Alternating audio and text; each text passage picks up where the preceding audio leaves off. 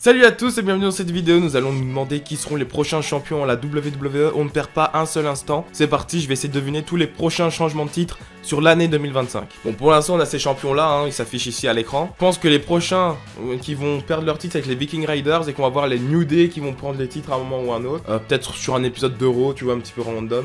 Comme ça, le New Day qui obtiennent de la hit, champion pareil. WrestleMania 41, je pense que c'est un endroit où on va avoir beaucoup de changements de titres. D'ailleurs, je l'ai pas mis sur la carte. Mais c'est vrai qu'on m'a fait remarquer que j'avais ni mis Nia Jax, ni Bianca Belair, etc. sur mon booking de WrestleMania 41. Donc voilà, Nia Jax et Candice LeRae, selon moi, vont remporter les titres par équipe à WrestleMania en battant Bianca Belair et Naomi. Je pense que Jade Cargill ne sera pas là à temps pour WrestleMania. Et elle fera son retour après. Je pense que les MCMJ vont remporter les titres par équipe. Je pense clairement que ça va arriver à WrestleMania 41. Encore une fois, je vous renvoie à faire cette vidéo. Jimmy Uso qui bat Shinsuke Nakamura pour remporter le titre des États-Unis. Il mérite son titre solo. Jay... De l'autre côté, il est propulsé au sommet, etc. Bah, j'ai envie que Jimmy ait aussi son petit truc à lui. Allez, on lui donne un titre des États-Unis. Et selon moi, Jey Uso va battre Gunther et John Cena dans un triple threat et remporter le titre du monde poids lourd dans le main event de WrestleMania 41. Donc l'after WrestleMania, les champions, ça ressemblerait à ça. Hein, on dirait que je speed un petit peu, mais c'est parce que je sais bien que ça risque d'être long, etc. Et surtout, j'ai pas envie de faire une vidéo d'1 heure à blablater sur qui devraient être les prochains champions, etc. Ensuite, je pense que le prochain changement de titre, ça arrivera à Backlash. Selon les rumeurs, le prochain Backlash sera à Mexico, enfin au Mexique. Zelina Vega bat Chelsea Green pour devenir la championne des États-Unis. Elle arrive à SmackDown, donc c'est totalement possible. Et ouais, elle mériterait en fait. Surtout en face de son public. Enfin de son public, non, elle n'est pas mexicaine. Mais voilà, c'est un public hispanique, tu vois. Elle vient du Costa Rica, si je me trompe pas.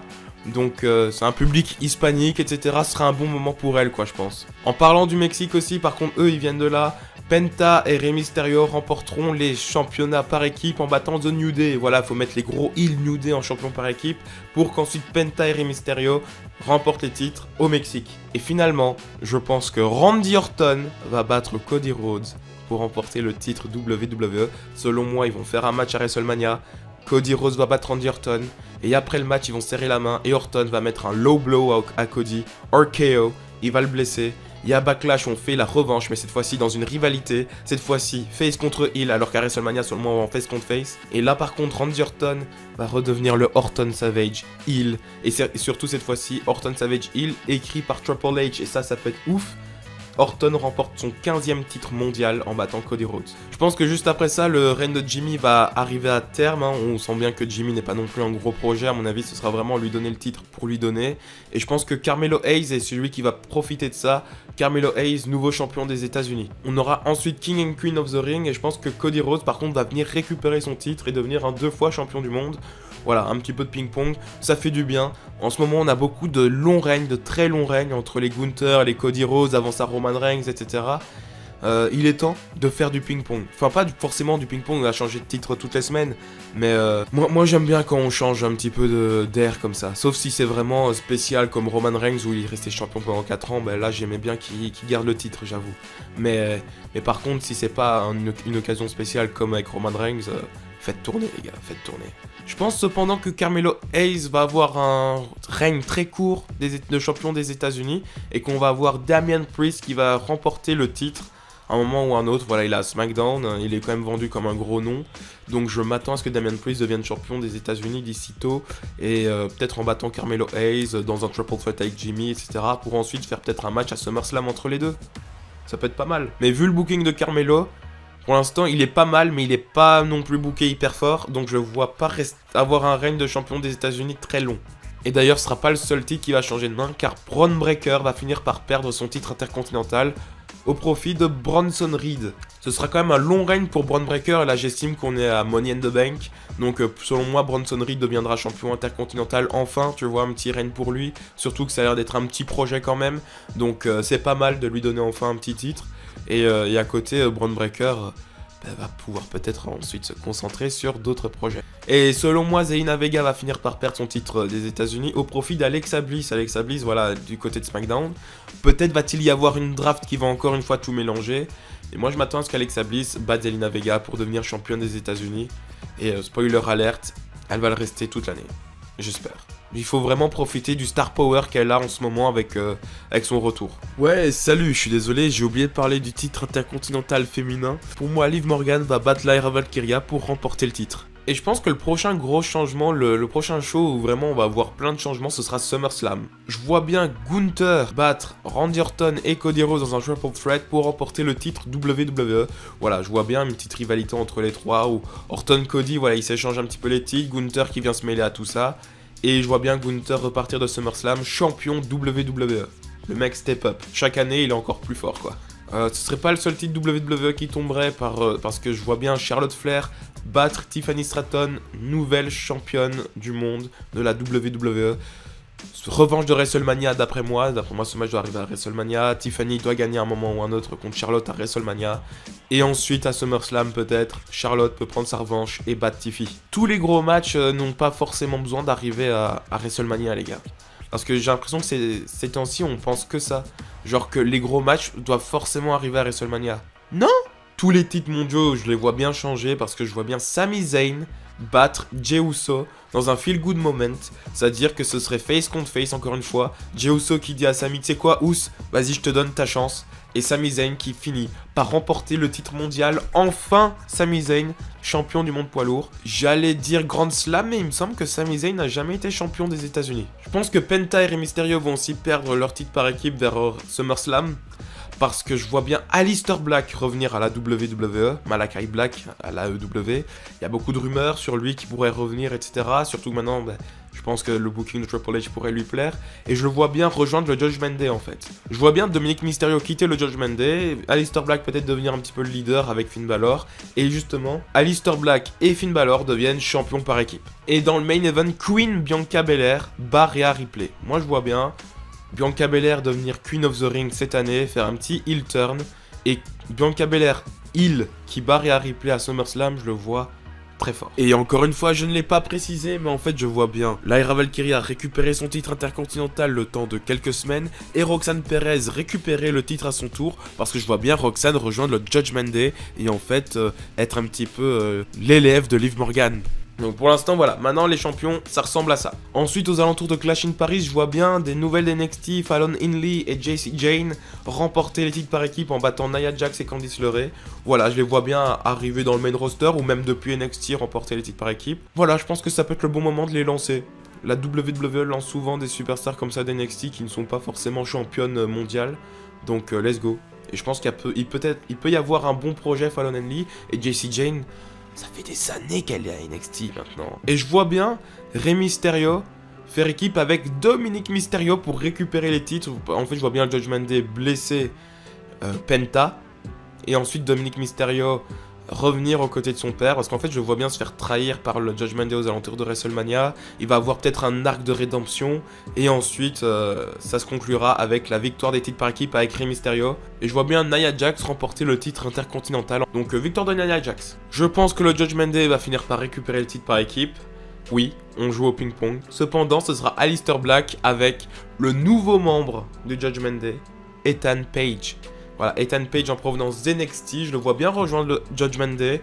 Parce qu'on voit bien le Judgment Day en mode dark, etc. Et justement, j'aimerais bien voir un Ethan Page qui contraste avec ça. Parce qu'en fait, on le voit trop venir Ethan Page arriver dans le main roster en mode bling bling, etc. Je suis le roi.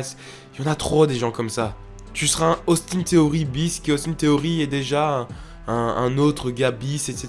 Il y a déjà Logan Paul dans ce monde-là aussi. Non. Tu vois, Ethan Page, pour l'instant, ça fonctionne parce qu'il a NXT.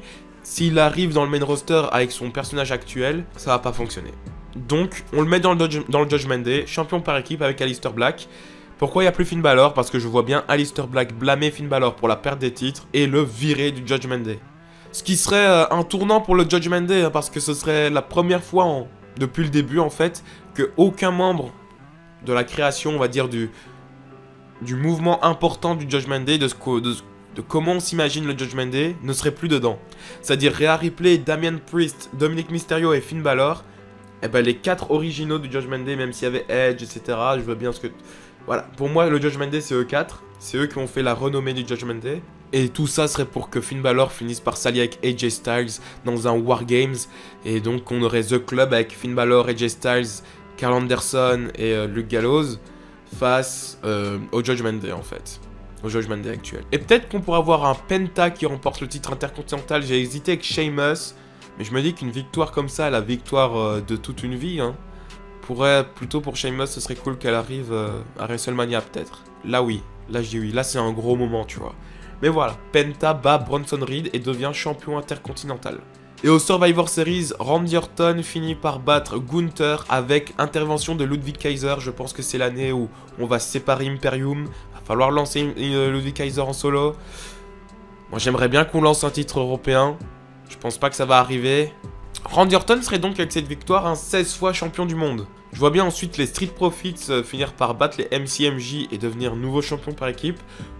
Selon moi, les MCMJ ne vont pas perdre les titres avant un petit moment parce que là, il faut vraiment les consolider. On a fait un règne court pour être surprenant, etc.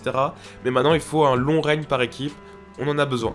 Et je vois bien aussi Carmelo Hayes finir l'année en tant que champion des États-Unis. Cette fois-ci, il remportera son titre. 2 fois champion des États-Unis en battant Damian Priest. Et finalement, le dernier pay-per-view peut-être qu'on aura en décembre, hein, peut-être un Saturday Night Main Event, mais un petit peu spécial. Ce sera un pay-per-view qui s'appellerait The Last Time Is Now, tu vois, ou John Cena Farewell, tu vois, vraiment carrément tout un pay-per-view pour John Cena, en l'hommage de John Cena. Et justement, je vois bien le club AJ Styles et Finn Balor remporter les titres par équipe.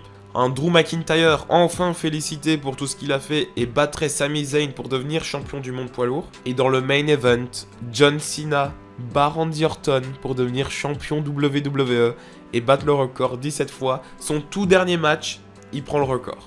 Ça pourrait être pas mal finalement.